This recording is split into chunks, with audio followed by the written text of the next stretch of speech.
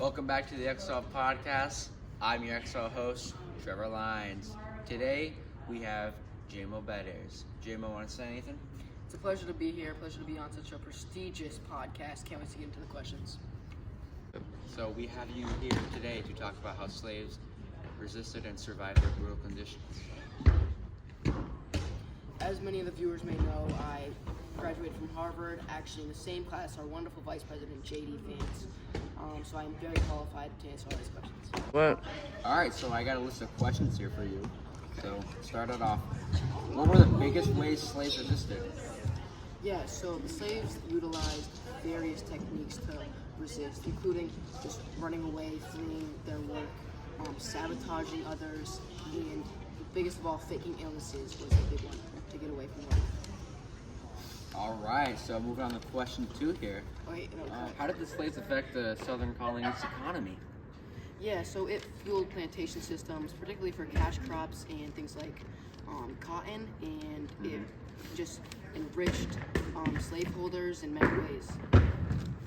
Okay. So to build on the topic of resistance, were there any organized rebellions? Yes, very many enslaved people always acted together to try to stop the fight. Yeah.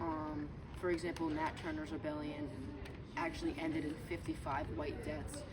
While many rebellions were unsuccessful, they often ended in harsh punishments for the slaves and brutal conditions. Number 5 here. Why is it important to talk about slaves resisting and not just the oppression? Yeah, so it provides a more complete understanding and more accurate understanding of history, and it also shows the agency and the resilience during oppression for the slaves. How are slaves, male and female, organized into specific jobs?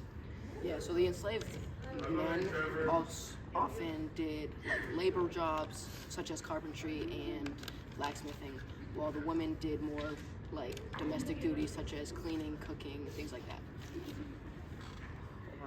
Moving on to number 7 here. Who were some of the biggest allies of the slaves and how did they help? Great question. People like William Lloyd Garrison, Frederick Douglass, and Harriet Tubman all helped in many various ways, such as just helping them escape, publishing anti-slavery literature, and just advocating for the abolishment of slavery. Wonderful. That was a great deal. Sorry everybody, but we will be having to take a short break. Just sit back. We'll be back pretty quickly, and here's a word from our sponsor. This podcast is brought to you by SwipeJet Swifter Paper Towels. They're the best paper towels in the business. I don't know what I could do without them. This podcast, everyone here uses them and loves them. They're very good, they're very absorbent, and you can get them 5% off if you scan the QR code or click the link in the description. Okay? Welcome back to the XL Podcast. We're going to be wrapping things up here pretty shortly, so moving on to one of our last questions here. What were some ways slaves were freed without resistance? Yeah, being freed without resistance was something that happened almost never. It was very rare, but very slightly sometimes. Manumission did come into play where slave owners voluntarily freed their slaves, which, was great for them, but it almost never happened, so. And that's going to do it here for the XL Podcast. I'd like to thank JMO Betters for coming on. Thank you, JMO. Thank you for having me. Thank you. Want to say anything for the fans? It's a pleasure to be on such a great podcast, like I said in the start, and I can't wait to maybe be on another episode in the future. Awesome. I love it. This is your XL host, Trevor Lyons, signing out.